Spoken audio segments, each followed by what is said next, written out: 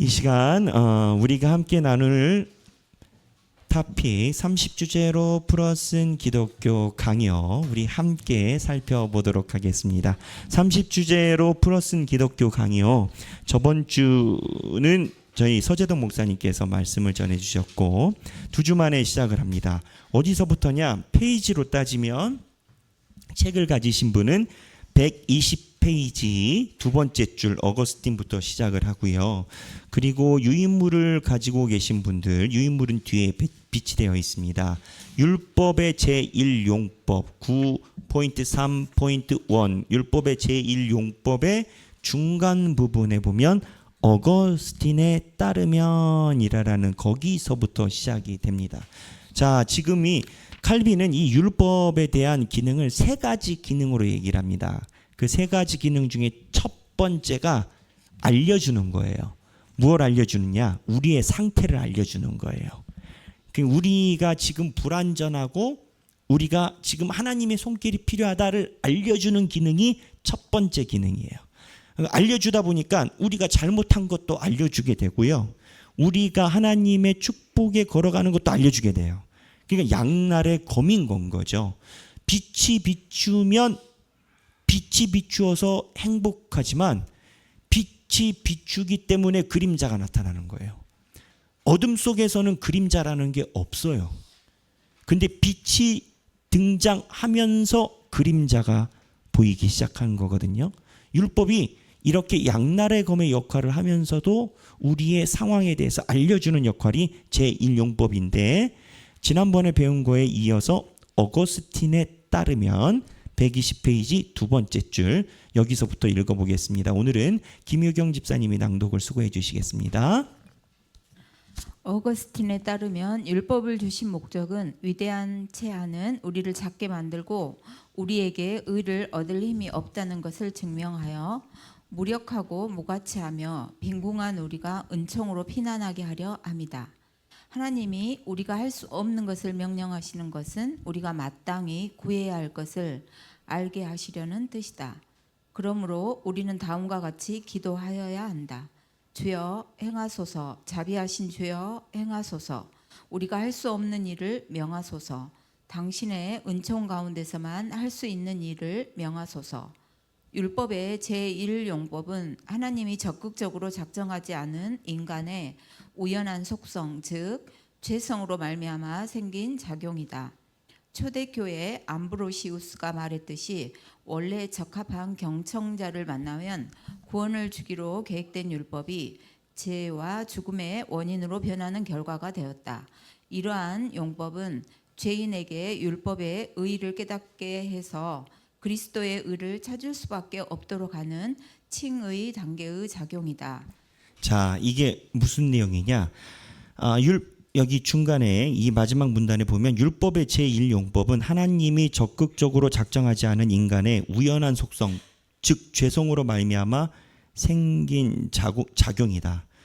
무슨 얘기냐면 하나님이 태초에 아담과 하와가 범죄를 하게끔 설계를 했느냐? 아담과 하와가 그렇게 성서학자들이 얘기를 하지 않아요. 그러면 죄의 설계자가 누구냐면 하나님이 돼요.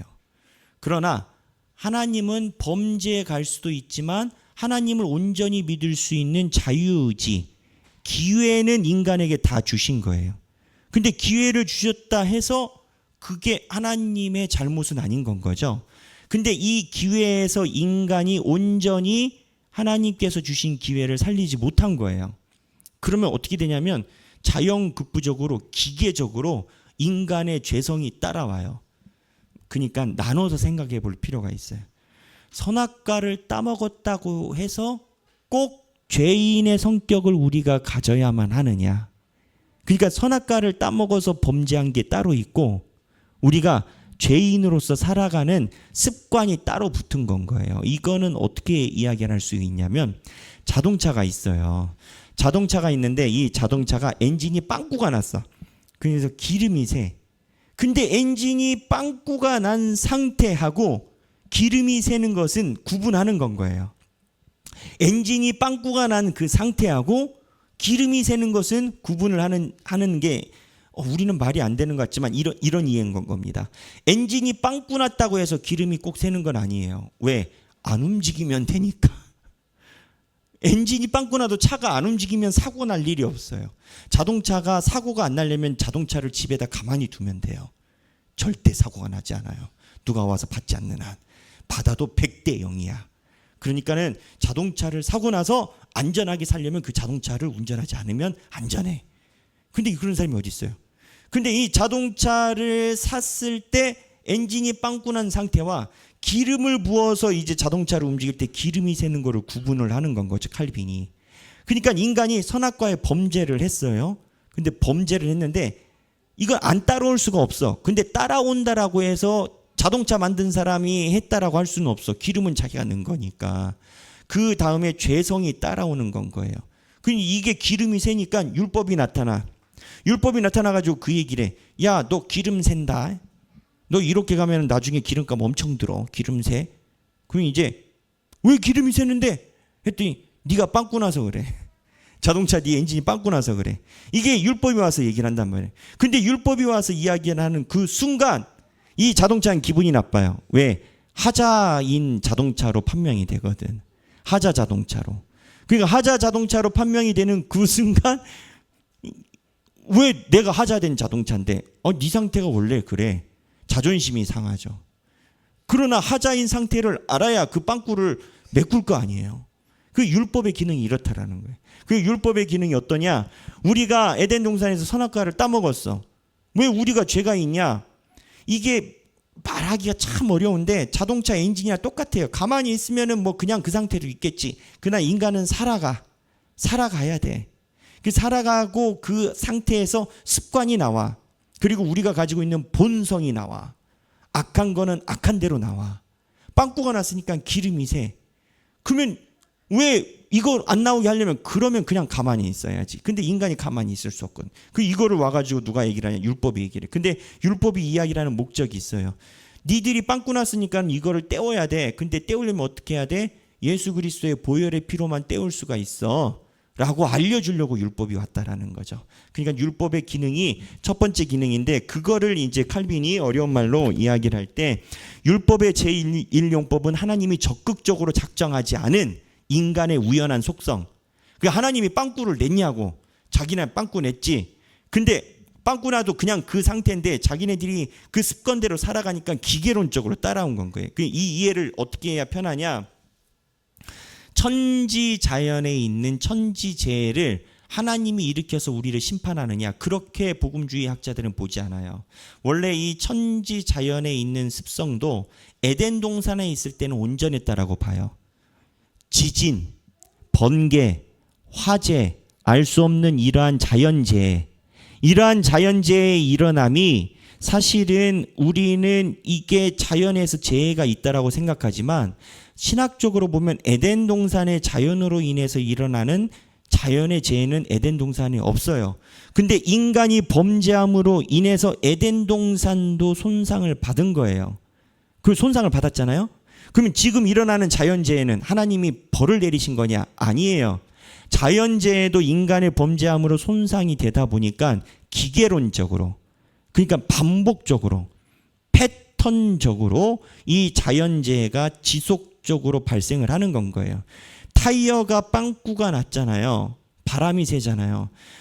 타이어가 빵꾸 나서 바람이 새는 자동차를 계속 굴러가면 빵꾸 난 부위에서 바람이 칙칙칙칙 빠지잖아요. 자연재해를 이렇게 기계론적으로 일어나는 걸로 봐요. 그러니까 이 기계론적으로 일어나는 것에 하나님의 잘못이 없다고요. 하나님이 번개로 내리치는 역사가 하나님이 의도한 특별한 몇 가지 케이스를 빼고는 자연이 우리에게 뱉어내는 재해라고요. 인간의 범죄함으로 인해서. 자연이 뱉어내는 이 재해인데 이것처럼 인간의 죄도 우리가 가지고 있는 습관으로 뱉어내는 그게 있어요. 기계론적으로. 이걸 이제 기계론적이라고 얘기를 해요. 기계론적이란 뜻은 뭐냐면 기계가 굴러가듯이 그 패턴만 되면 계속 튀어나오는 거예요. 근데 이 죄의 과정에서 보면 인간도 마찬가지인 것 같아요. 사람도 습관이 있어요. 그리고 자기가 민감한 부분이 있어요. 요즘 용어로 민감하다라고 얘기를 해. 사람이 습관이 있고 민감한 부분이 있는데 그 민감한 부분이 신앙생활에서 계속 나타나는 패턴이 있을 수 있어요. 예를 들어서 A라는 부분은 사람이 있다 치면 이 사람은 본인의 자격지심이 있어요. 그 자격지심이 뭐냐? 아무도 그렇게 생각하지 않아. 그리고 사람들은 그렇게 보지 않아. 근데 본인이 학력이 짧다라고 생각하는 거야. 그래서 사람들 사이에서 이야기를 할 때 그냥 사람들과 수수하게 이제 이런 얘기를 했는데 아무 이야기도 아닌데 본인이 나를 무시하는구나. 이렇게 나가는 사람이 있기도 하고, 어떠한 사람들은 아무도 그런 의도로 이야기하지 않았어. 근데 저 사람이 나를 따돌림이네. 여기 왕따 안에 하는 사람이 있기도 하고, 어떠한 사람들은 또 이런 건 거예요. 내가 돈이 없으니까 이런 거구나. 돈이 없으니까 이런 얘기를 하는구나. 해가지고 그거에 대한 픽 서는 게 있어요. 그냥 사람도, 우리 모든 사람은 다 내가 걸리는 부분이 있어요. 걸리는 부분이 있어요. 근데 이 걸리는 부분에서 걸리고 가만히 있으면 괜찮아. 괜찮다라는 게 그 사실은 괜찮은 거 아닌데 빵꾸난 상태예요. 근데 사람은 에너지가 있어요. 여기에 기름을 부어. 그래서 여기에서 나를 왕따를 시키는구나 해서 그 안경을 낀 상태에서 모든 걸 다 봐요. 그러면 모든 것이 다 마음에 안 들어. 그럼 마음에 안 들면 어떻게 되겠어요? 교회에서 교우 관계에서 픽픽픽 이게 튀어나와. 예쁜 말이 안 나와. 안 좋은 말이 나와. 그러다가 어떻게 되다 보면 비방을 해. 비방을 하다가 또 어쩌다 보니까 의도하진 않았는데 목사님이 그러면 안 돼요 라고 나한테 얘기를 해. 그럼 시험이 확 들어. 목사님이 나는 돈 없다고. 그러니까 이게 걷잡을 수 없이 이렇게 돌아가거든요. 근데 이거 패턴을 이야기를 하는 게, 제가 이야기를 하는 핵심이 각자 죄에 약한 포지션이 있어요. 포지셔닝이. 나도 그렇고. 근데 이 죄에 약한 포지셔닝을 교정하는 방법은 간단하면서도 어려워요. 율법밖에 없어요. 율법이 뭐냐? 칼빈이 얘기를 하는 율법은 십계명을 얘기를 하는 게 아니고 우리가 하나님께 살아가는 신앙생활 전부를 이야기를 하는 거예요. 말씀을 얘기를 하는 거예요. 성경 말씀을 얘기를 하는 거예요. 아무리 내가 이런 것에 죄의 약한 포지션이 확 솟아가지고 내가 마음이 힘들다 칠 때, 그때 성경을 계속 읽어도 되잖아요. 처음에 성경 읽을 땐 이렇게 읽어요. 이러한 죄에 대한 우리의 의도하지 않은 속성. 제가 이 설명을 열심히 하는 게 이것 때문에 그래요. 작정하지 않은 인간의 우연한 속성, 죄성, 이걸 설명하는 건 거예요. 작정하지 않았다고요. 하나님도 작정하지 않고 인간도 작정하지 않았다고요. 습관 때문에 그렇다고요. 그 습관이 뭐냐? 내가 가지고 있는 뭐가 싹 솟은 거라고요. 그 솟은 것 때문에 계속 패턴하면, 이거를 바로잡을 방법은, 이게 골마 터지면 목사님 말도 안 들어요. 아무도 못 믿어요. 남편 말도 못 믿어. 아내 말도 못 믿어. 그리고 오히려 화를 내게 돼. 야, 목사님이 설교하시는 거 봤어? 나들으라고 설교하더라. 내가 그럴 줄 알았다니까. 내가 괜히 목사님한테 얘기를 하고 나들으라고 설교하더라. 그러지 않아요. 근데 어쨌든 그게 한번 꽂히면 이제 하염없이 이렇게 들리거든요. 근데 이거를 잡을 수 있는 패턴이 뭐냐? 하나님의 말씀밖에 없거든요. 근데 말씀을 읽으면 처음에는 자기가 듣고 싶은 말씀만 피킹해요. 그리고 자기 방식대로 말씀을 계속 해석해. 네가 문제인데 본인은 십자가를 진 예수야. 남들이 볼 때는 너만 괜찮으면 괜찮은데 나는 십자가를 진 영웅이야. 남들이 볼 때는 네가 말씀을 안 듣는 것 같은데 본인 생각에는 말씀이 어려워. 남들이 볼 때는 네가 성경 말씀에 대해서 집중을 안 하고 맨날 딴 생각하는 것 같은데 본인 생각에는 하나님 말씀이 아니래. 그러니까 입장의 차이인 건 거예요. 근데 이거를 처음에는 성경을 읽을 때 자기 맘대로 읽어요. 사람은 그럴 수밖에 없어요.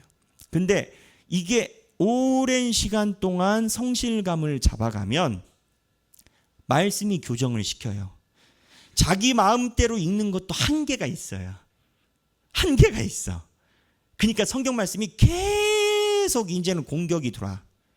그러면은 사람이 선택하는 방법이 그거예요. 제가 볼 때 그래요. 성경을 덮어. 성경도 이제는 마음에 안 들어. 요 케이스가 이제 그 외국어로 나가리 데스네. 이게 이제 이렇게 되면 이제 나가리 방법이 없어요. 그래서 성경을 안 들어버려요. 예, 안 들어버려. 그리고 나머지 반대편은 뭐냐면 이런 분이 있어요. 내가 정말 너무 힘들었는데 말씀을 보니까 제 생각이 바뀝니다. 이런 교인이 있어요. 그리고 많이 있어요. 적은 게 아니라 많이 있어. 그래서 제가 느끼는 게 목회자의 권면이 성도를 바꾸는 게 아니라 하나님의 말씀이 바꾸는구나. 나는 말씀 근처에 있는 데까지 끌어서 당기는 게 내 일이구나. 저는 그 생각을 해요. 그러니까 이 말씀이 바꾼다라는 포인트가 지금 율법의 기능을 설명하는 건 거예요. 율법의 기능은 우리의 상태를 알게 해요. 그리고 우리를 깨닫게 해요. 아무리 내가 주장하는 바가 있고 내가 생각하는 바가 있어도 성경에서 근거가 반대되는 게 자꾸 나오면 너무 불편해져요. 그러면 두 가지 나온다니까요. 성경을 덮든지 자기 안에 찔림을 고스란히 받아가면서 어느 날 내가 생각이 좀 달랐던 것 같다. 내가 오해했던 것 같다. 내가 망상에 빠졌던 것 같다. 이런 결론으로 가요. 그거는 그 사람의 독해력에 따라 다른 게 아니에요. 성령님의 은혜에 따라 달린 것 같아요. 성령님의 은혜는 그러면 언제 역사하냐? 같은 말을 여러 번 하는 거예요. 열처녀 비유처럼 준비된 자 그리고 구하라 그러면 너희에게 주실 것이요. 말씀을 붙잡고 씨름하는 자 야곱처럼 천사의 허리를 붙잡고 알게 해주시지 않으면 난 놓지 않겠다고 하는 자. 그 사람들이 말씀이 얘기하는 바를 정해요. 그럼 허리 붙잡았을 때 만나게 된 말씀의 끝자락이 뭐냐? 칼빈의 얘기대로라면 하나님의 말씀은 우리의 상태를 알게 해준다는 거예요. 하나님의 말씀이 얘기를 할 때 사람이 변해요. 그리고 하나님의 말씀에 맞닿을 때 내 모습이 보이고 내 모습에 대해서 진일보하게 돼요. 물론 아까 중간에 얘기를 한 것처럼 우리는 미약해서 우리가 성경을 읽을 때 독해력이 내 중심적으로 읽어 내려가는 시기가 있어요.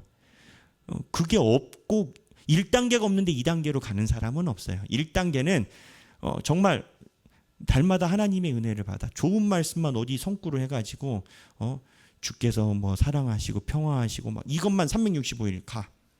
근데 이제 그렇게 가다 보면 어떠한 생각이 드냐면 언젠가부터는 그 말씀이 나에게 타격감이 없어. 그냥 비슷비슷해. 그러다가 우연히 문구 하나 봤는데 너무 은혜가 되는 거야. 그래서 그 문구의 출처를 봤더니 무슨 스님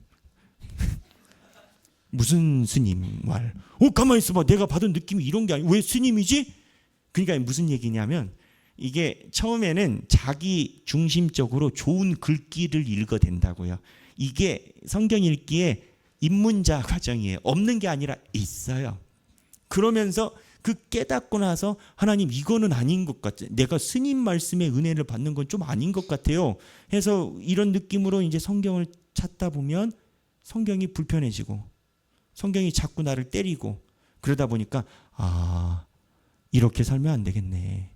나는 신앙이 있는 줄 알았는데 나는 신앙이 있는 줄 알았는데 성경 말씀이 얘기를 한 대로라면 내가 신앙이 없네. 제가 지난번에 얘기를 했잖아요. 여러분들이 많이 웃으셔서 저는 역으로 이게 웃을 일이었구나 생각했는데 그 초신자들의 본인이 생각하는 신앙의 경도가 굉장히 높아요. 신실해. 그 얘기를 했잖아요. 제가 본 거예요. 너무 교회가 좋아. 그래서 직장에 있는 동료한테 전도를 했어. 야, 너 교회 가자. 너무 좋더라. 그래, 그러면 이번 주에 같이 가자. 나 이번 주는 나 안 가. 나는 한 달에 한 번 가거든. 그 나갈 때 같이 가자. 그러니까 이제 모르기도 하고 본인이 습관이 안 든 거지. 근데 한 달에 한 번 가자 했는데 본인 생각에는 한 달에 한 번 가는 내 신앙생활은 아주 뛰어난 거지. 왜? 불자보다 많이 가거든. 1년에 3번 가는. 그러니까 내 신앙의 경도는 아주 높은 거지. 그러다 어느 날 성경을 봤는데 안식일 나오고 이거 불편하네. 상번제 나오고 이 상번제 뭐야? 그러더니 또 목사님이 좀 있다 보니 수요 금요기도 얘기해. 이거 너무 불편하다. 나도 할 일이 있고 우리 가정에도 쓰레기 생활봉투도 버려야 되는데 뭐 기타 등등 하다 이게 이제 이렇게 올라가는 거잖아요. 근데 이게 사람의 말로 되는 게 아니에요. 사람의 말로 되지 않아요. 본인이 율법 안에 닿았을 때, 하나님의 말씀 안에 닿았을 때 삶의 제 표현입니다. 혹시 불편하면 죄송하고 삶의 업그레이드가 일어나요. 삶의 업데이트는 말씀 안에서 자기가 맞닿아서 깨지고 내 생각을 고칠 때 일어나요. 그래서 율법의 기능이 뭐냐? 반복으로 얘기 드리지만 내가 있는 상태를 알려줘. 그걸 이해하려면 어떻게 되냐? 한 달에 한 번 오는 초신자가 가장 신앙이 신실한 느낌을 갖고 있다. 구름 위를 떠다니는. 전도할 땐 내가 교회 갈 때 네가 우리 교회 오는 거야. 이번 주 나 안 가? 다음 주에 가자. 그거를 또 아주 은혜를 받았어요. 진짜 있었던 일이에요. 저한테 그 초신자가 목사님, 제 친구가 교회 같이 간대요. 목사님 제가 이번 주는 못 가거든요. 그래갖고 다음 주에 데리고 갈게요. 그런 그 우스갯소리를 예 그러세요. 이제 그런 경험이 있어요. 있어서 하는 얘기고. 그래서 율법의 기능은 우리의 상태를 밝혀주는 것이다. 그래서 여기 성경에 저희 성경이 아니라 칼빈의 얘기를 보면 120페이지에 아까 우리 읽은 것 중에 죄인에게 율법의 의를 깨닫게 해서 그리스도의 의를 찾을 수밖에 없도록 하는 칭의 단계의 작용이다. 내 상태를 알아야 예수가 필요하죠. 내가 진단을 받아야 처방을 받지.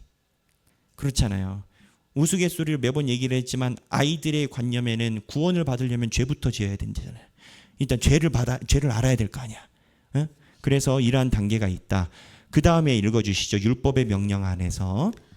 율법의 명령 안에서 하나님은 아무도 채울 수 없는 완전한 의에 대해서는 상을 주시는 자로, 반대로 악을 행한 사람에게는 엄한 심판을 내리는 자로 자신을 계시하신다. 그러나 그리스도 안에서 은혜와 자비로 가득한 하나님의 얼굴은 우리와 같은 불쌍하고 무가치한 죄인들을 향해서도 빛난다. 자, 무슨 얘기냐? 이 율법에 대한 오해 중에 하나가 율법은 선한 사람들만, 하나님의 말씀은 선한 사람들만 갖고 있다라고 생각하지만 역설적으로 죄인들에게도 빛난다라는 거예요. 그러면 죄인들에게 어떻게 빛나겠어요? 율법이 자꾸 양심의 가책을 찔러요. 그리고 전라도 말로 자꾸 거시기에. 내가 주일날 예배를 안 갔어. 제가 실제 있었던 일이에요. 교회가 교인이 7,000명 정도 되니까 나는 그분이 왔는지 안 왔는지 몰라. 근데 전화를 했는데 자꾸 안 받으셔. 나 딴 거 물어볼 게 있어서. 근데 어느 날 얘기를 하더라고요. 목사님 어떻게 알고 제가 교회 안 간 줄 알고 전화를 그렇게 주셔가지고 내가 정말 마음이 불편해가지고 한 주 동안 전화 안 받았어요. 나는 교회 안 온 줄 몰랐거든요. 나도 할 일이 많고 언제 계산하고 있겠어요. 내 교구만 500명인데 근데 본인이 막 하는 건 거예요. 근데 이제 여기서 제가 얘기를 하고 싶은 것은 그분에게 희망은 본인이 하나님의 말씀이 그 안에 있어요. 있기 때문에 주일날 예배 안 가고 부목사님의 전화가 왔을 때 그 찔림이라는 그 인식이 있는 거야. 아까 얘기했던 초신자는 날마다 기뻐요. 목사님 어저께 못 봤는데 오늘 전화 주시고 감사합니다. 어제 주일인데. 그냥 행복한 건 거예요, 이제. 그냥 이 인식이 달라요. 그래서 이 얘기 악인들에게도 죄인들을 향해서도 빛난다라는 것을 이해를 하는 것은 그 율법이 있는 자는 그 삶에 거시기가 있다. 거시기가 있음이 역설적으로 율법, 하나님의 말씀이 내 안에 비춰주고 있다라는 반증이다. 그러니까 본인은 불편함이 있을지 모르지만 역설적으로 하나님의 말씀이 그대로 있다라는 거예요. 그래서 여기서 이제 우리 유튜브 방송을 보는 분들이 많이 계시니까 가나안 분들도 그래요. 가나안이 뭐예요? 교회 안 나가를 거꾸로 해서 가나안 교인이라고 하거든요. 교회를 안 나가는 교인은 가나안 교인이라고 하는데 그럼에도 불구하고 이 가나안 교회 교인들이 가끔 뜨문뜨문 목사님들 말씀을 들어요. 그것도 예측 불허인 건 거예요. 그리고 목사님의 말씀을 듣고 때로는 또 본인이 또 옛날에 또 향수에 빠지기도 해. 근데 역설적으로 얘기를 하면 그분들 마음속에 하나님의 거시기가 있기 때문에 율법이 있기 때문에 그거에 대한 촉이 있는 거예요. 아예 이 가나안 땅이 가나안 땅은 이거는 제 정의입니다. 제 정의니까는 뭐라고 하지만 내 정의니까 제 정의. 가나안 다음에 이제 그 전문 용어로 아까 얘기했던 나가리 데스네거든요. 여기는 이제 나가리 되면은 하나님의 말씀이 전혀 타격이 없고 마음에 거시기도 없어. 그냥 사람 살아가는 거지. 그러니까는 이 양심의 가책이 있다 또는 신호가 있다라는 것이 칼빈이 이야기를 할 때 죄인들을 향해서도 빛난다. 은혜와 자비로 가득한 하나님의 얼굴은 우리와 같은 불쌍하고 무가치한 죄인들을 향해서도 빛난다. 내가 선한 일을 할 때만 하나님의 말씀이 살아 역사하는 게 아니라 내가 죄인이 되어 있을 때에도 하나님의 말씀은 우리 안에서 빛나면서 함께하고 있다. 이게 율법의 제1용법이에요. 그러면 두 번째 용법은 뭐냐? 이 율법이 빛날 때 율법이 자연히 가져오는 기능이 있어요. 뭐냐? 우리의 어긋남을 억제시켜요. 거식이 있는 사람들은요. 제가 청년들한테 그 얘기를 했어요. 야, 신앙 있는 남자를 꼭 만나야 된다. 그리고 신앙 있는 여자를 꼭 만나야 된다. 차이가 뭔 줄 아느냐? 신앙 있는 사람과 신앙 없는 사람들의 차이는 똑같은 행동을 했을 때 양심의 가책을 받느냐 받지 않느냐다. 술 마시고 코가 비뚤어져 가지고 길바닥에 누워서 있는 사람이 신앙인과 비신앙인의 차이가 뭔지 아느냐? 비신앙인은 단순히 내가 이러지 말아야지 해서 차이가 있는 게 아니라 비신앙인은 교회 올 때 그 마음의 양심의 가책을 이중으로 받는다. 그러면 이제 어떻게 되겠어요? 시간이 걸릴진 모르지만 하나님이 주신 그 양심의 가책으로 돌아온다. 시간이 얼마만지. 근데 가책이 없는 사람들은 이 가책을 만드는 데부터가 시간이. 신앙적으로. 그래서 신앙이 있는 사람을 만나야 되는 이유가 신앙이 있는 사람이 신앙이 없는 사람보다 양심의 가책에서 출발점이 다르다. 그래서 꼭 신앙인을 만나야 된다. 제가 그렇게 이야기를 하곤 하거든요. 그 양심이 없이 그런 분들은 굉장히 그 이 행동에 대해서 자연스러워요. 그 제가 우스갯소리로 인터넷에서 하나 본 게 있어요. 제가 이 파트가 잘 안 되는데 공부를 하거든요. 유머 공부를 하는데 책을 여러 개 보곤 했어요. 유머 집이 있어요. 근데 잘 안 되더라고. 이것도 달란트가 있고 그런가 봐. 근데 이제 그 초등학교 애들한테 고사성어 숙제 그 시험을 냈대요. 길가에 한 어른이 술을 많이 마시고 바닥에 누워 있다. 그리고 소리를 치고 있다. 누워서. 이거를 고사성어로 뭐라고 하는가? 답이 뭐냐? 고성방가예요. 높은 소리. 고성방가. 근데 이제 답이 애들이 뭐라고 썼냐면 아빠인가. 이제 애들이 실제 시험지에 이제 그게 있더라고요. 돌아다니더라고요. 그래서 이제 그 아빠는 아이들에게 떳떳해요. 너희들도 살아봐라. 내 나이 되면 이럴 것이다. 근데 이제 신앙인들은 어떻게 하냐? 신앙인들은 똑같이 고성방가를 해도 언젠가는 내가 이러지 말아야지. 자식들한테 이러지 말아야지. 그게 있고 없고가 어마어마한 차이예요. 어마어마한 차이예요. 그래서 율법의 기능이 뭐냐? 제2용법 얘기를 하는 거예요. 첫 번째 제1용법은 죄를 인식하는 밝히는 기능이라고 했잖아요. 근데 두 번째 기능은 뭐냐면 이 죄를 자연스럽게 억제를 해요. 그걸 칼빈이 이야기를 하는 거예요. 자, 두 번째 읽어주시죠. 율법의 제2용법은 형벌에 대한 두려움으로 죄를 억제하도록 하는 기능이다. 이 용법은 내부의 영혼이 아니라 외부의 행위만을 규율한다. 즉 죄행이 외부적으로 밝혀져서 형벌을 받게 되리라는 두려움 때문에 율법을 어기지 않도록 제어하는 작용을 말한다. 율법이 작용하는 방법에 있어서는 제2용법과 제1용법이 다르지 않다. 왜냐하면 제2용법도 교사로서 하나님의 뜻을 계시하고 가르치는 율법의 규범적 사역에 기반하고 있기 때문이다.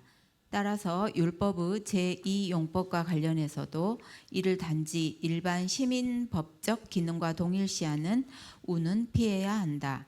학자들은 이를 정치적 용법이라고 부른다. 자, 2번은 이해가 좀 쉬우시죠? 쉽게 얘기를 하면 죄를 억제하는 기능을 가지고 있다라는 거예요.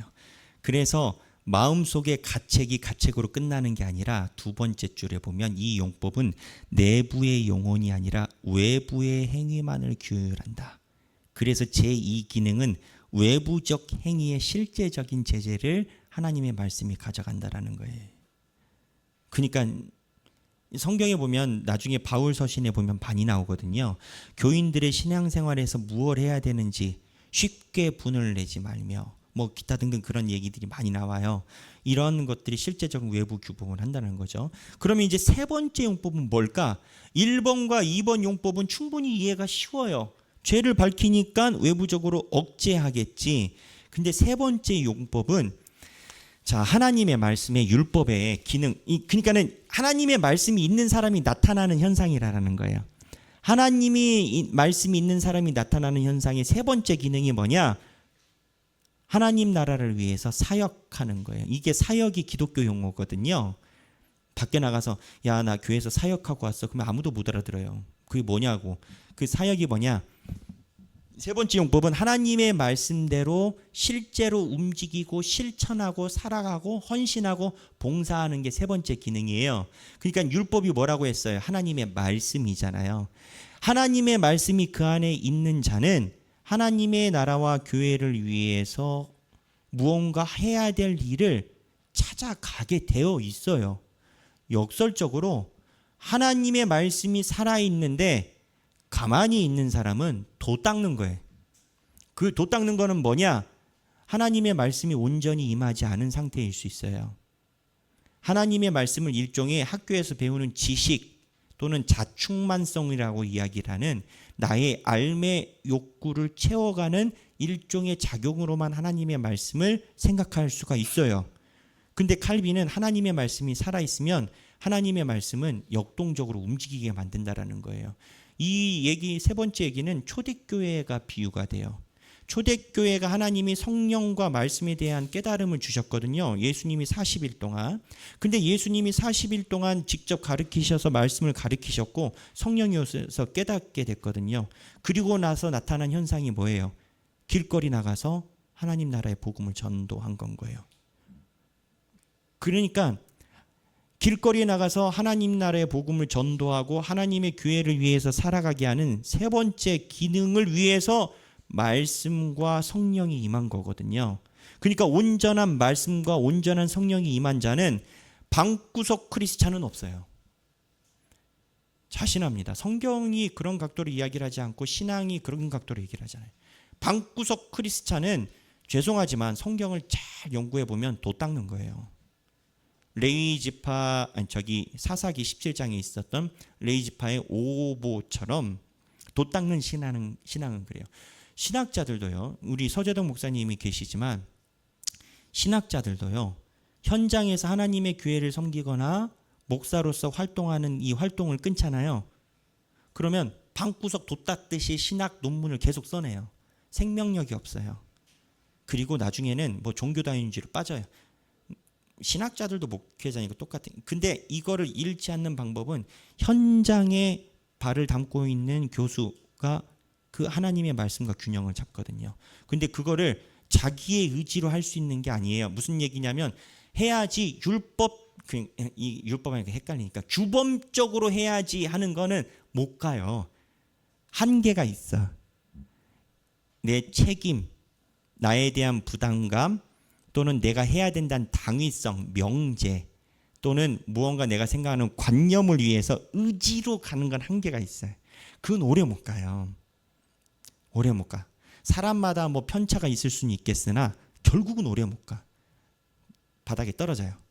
근데 하나님의 말씀으로 발현한 걸로 인해서 내가 하는 행동과 모든 것은 목사님을 위해서 하는 것도 아니고 내가 교회를 위해서 하는 것도 아니고 하나님께서 주신 말씀에 따른 나의 순종이요.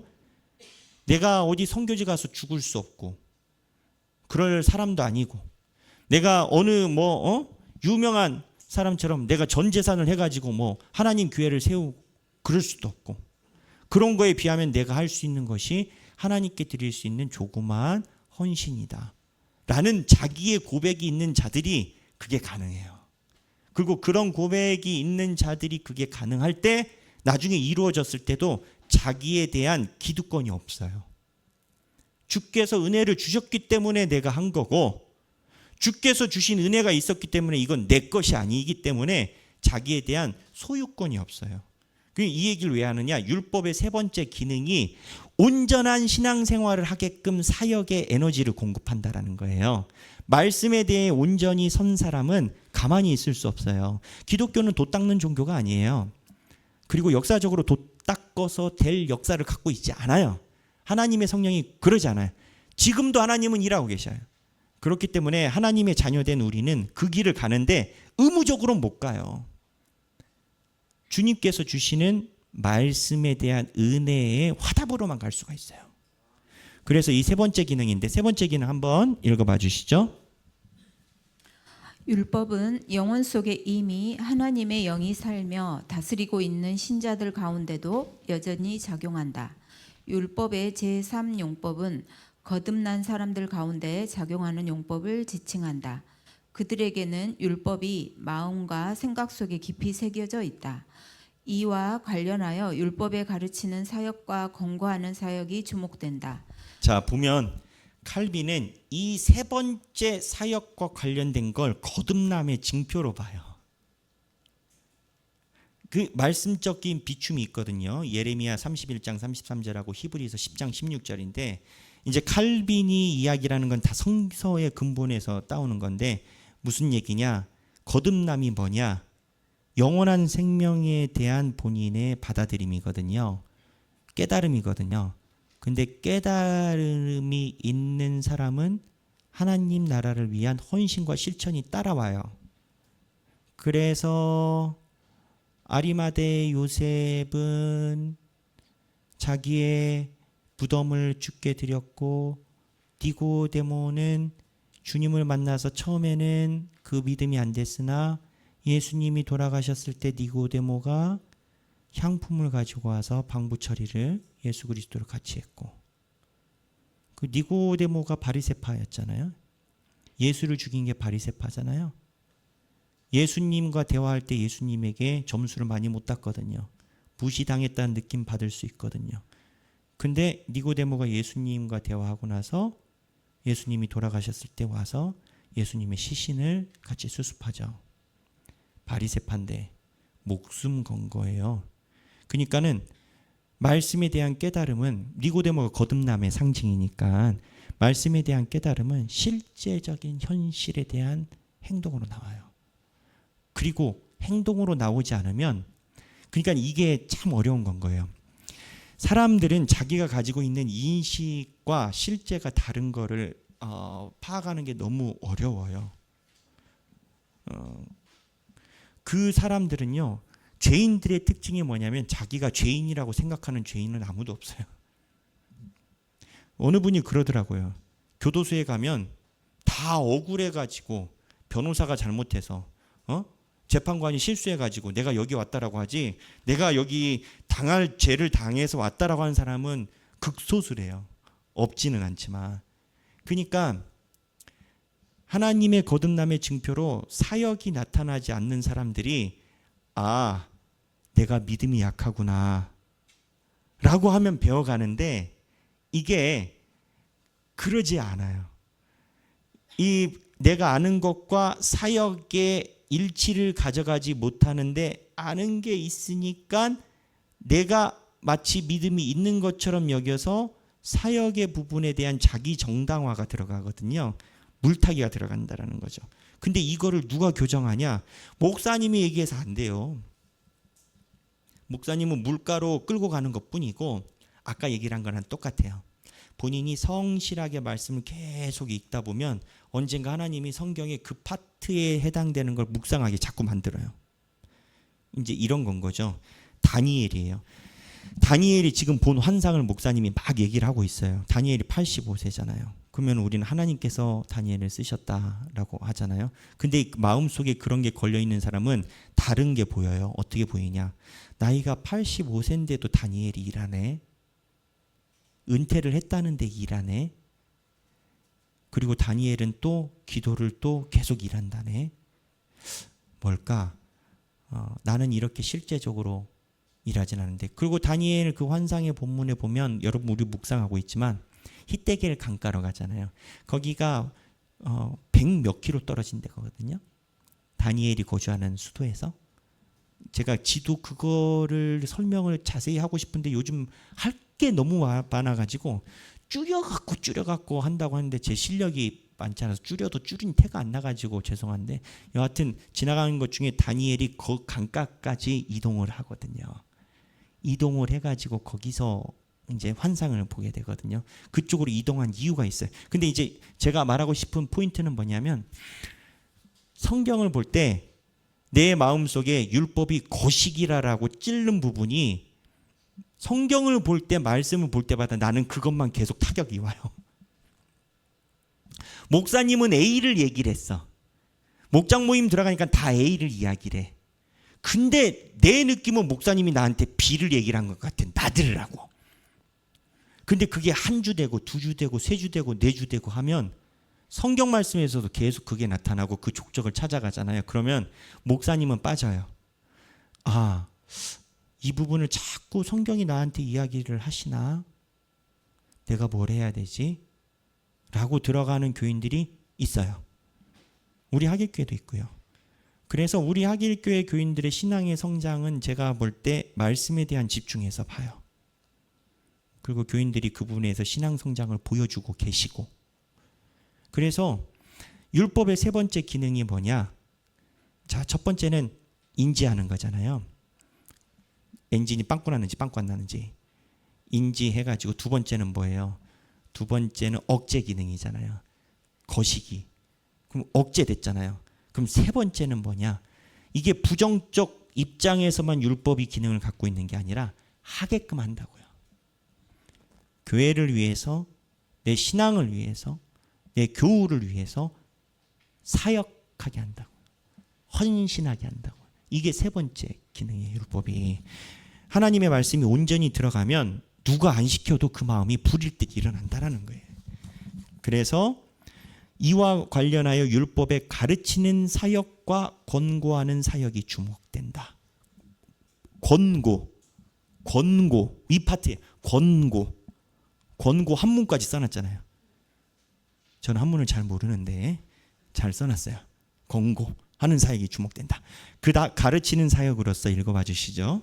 가르치는 사역으로서 율법은 거듭난 사람들에게 주님의 뜻을 좀 더 순수하게 알아가며 날마다 진보가 있도록 하는 역할을 계속한다. 율법은 신자들을 가르치는 기능을 계속한다. 이것은 하나님의 백성이 하나님의 뜻을 알아가고 그 뜻에 순응하고 적응해가는 과정을 말한다. 자, 가르치는 사역은 제가 얘기를 한 그건 거예요. 똑같은 말씀을 듣는데 자기는 그 각도로 계속 불편함이 다가오는 건 거예요. 불편함이. 심지어는 목사님을 오해할 정도로 불편함이 계속 다가오는 거예요. 그 권고하는 사역. 권고하는 사역으로서 율법은 성도들이 그것을 수시로 묵상함으로써 순종에 이르게끔 경성하고 그 안에 더욱 굳건하게 서며 배도한 반역의 길로부터 돌이키게 한다. 자, 이게 말이 고상한데 나쁜 벌을 고치게 한다라는 거예요. 말 지도기도 안 들면 너 벌 받아. 이제 율법이 그래. 근데 권고의 사역 하겠습니다. 권고의 사역은 인식적 교훈의 수준을 넘어선다. 그것의 작용은 오히려 의지적이다. 율법은 성도들을 위한 채찍과 계속 찌르는 가시로서 그들의 영혼을 소성하게 하는 작용을 감당한다. 이러한 역사는 그리스도의 중보 없이는 불가능하다. 그리스도인의 삶에서 율법이 계시하는 약속은 성도들이 거룩하고 의로운 삶을 살 수 있도록 중보자 그리스도가 여전히 활동하신다는 데 있다. 그리스도의 영을 받은 성도마다 율법 가운데서 의에 대한 절대적인 모범과 영원하고 단호한 삶의 규범을 배우고 이로부터 의지적 결단에 이르러 올바른 방향을 잡고 다름질하기를 힘쓰게 된다. 여기에 포인트가 의지적 결단에 이르러 올바른 방향을 잡고 다름질하기를 힘쓰게 된다. 이게 사역의 권고의 율법의 세 번째 기능이에요. 움직이게 만든다라는 거. 다름질하게 힘쓴다. 고린도전서에 나오고. 그러므로 읽어주시죠. 그러므로 중보자가 없으면 율법에는 어떤 즐거움이나 어떤 달콤함도 없다. 오직 그리스도의 중보하심으로 말미암아 율법은 거듭난 사람들에게 본연의 규범적 사역을 감당하게 되는데 이것은 율법의 주요하고 고유한 목적에 가깝다. 하나님의 은혜로 우리가 율법의 요구를 이루는 것은 마땅한 빚을 갚는 것과 같다. 그러나 하나님은 이러한 마땅한 행위에 대해서도 상급을 주신다. 심지어 여전히 성화 과정에 있는 우리가 행한 반쪽짜리 복종도 하나님은 완전히 만드셔서 받으시고 더하여 상급을 주신다. 자, 근데 이렇게 갈 때 복이 있는 건 거예요. 우리가 죄인이기 때문에 버릇을 고쳐야 되는 것은 상 받을 일이 아닌 건 거예요. 당연히 해야 될 일인 건 거죠. 근데 더 생각할 것은 그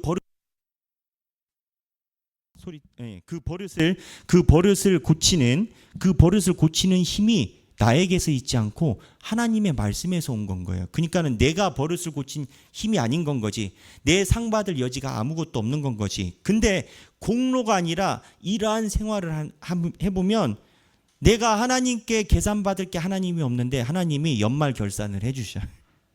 잘했다 하고. 그게 반쪽짜리 복종도 하나님은 완전히 만드셔서 받으시고 더하여 상급을 주신다. 그러니까 하나님의 말씀이 나에게 양심의 가책을 주는 대로 해봐라 이거예요. 칼빈은 우리말로 남는 장사다라는 거예요. 하나님이 양심의 가책을 주는 대로 너희가 교회를 섬겨보고 하나님 나라를 위해서 살아가고 율법이 말하고 말씀이 말하시는 그 분위기를 부인하지 못할, 너 양심의 거식이 있지? 있을 거야. 내가 살아있으니까 그대로 한번 해봐라 이건 거예요.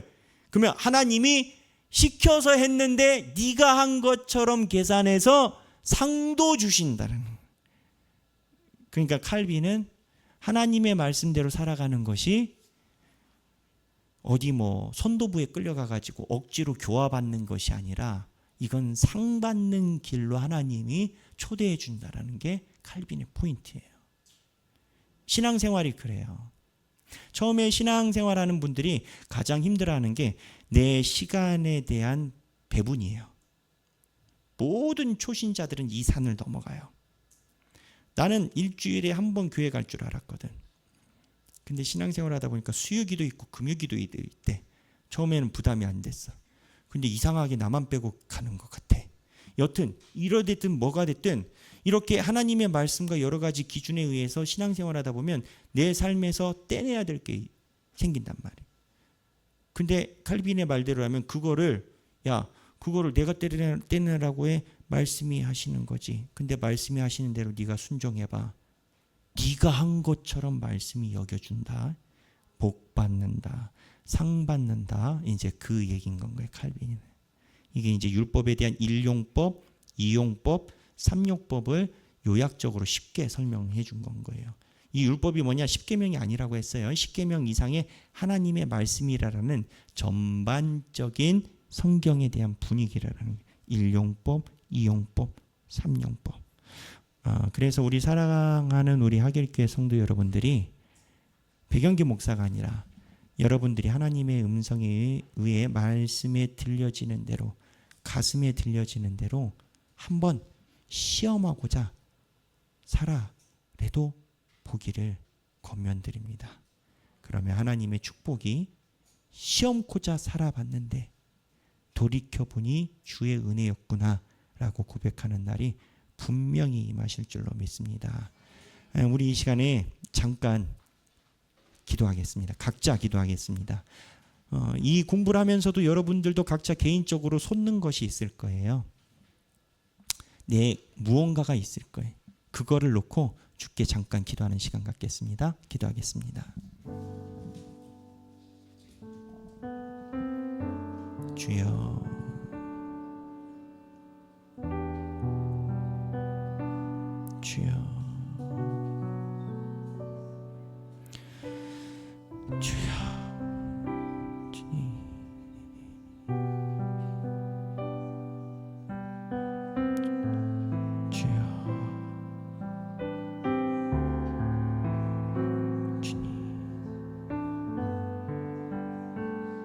주님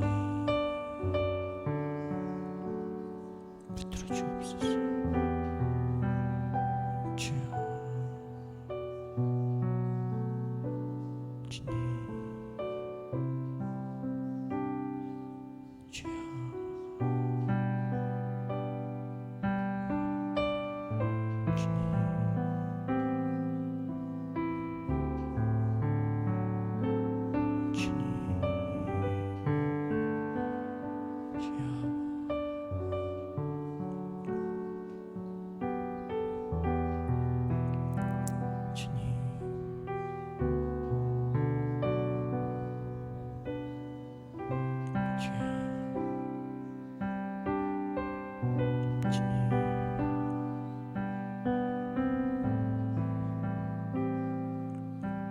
제가 기도하겠습니다.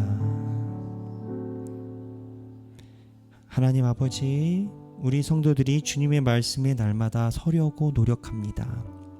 또 옆에 있는 교우가 잠깐 주춤하면 또 같이 세우기도 합니다.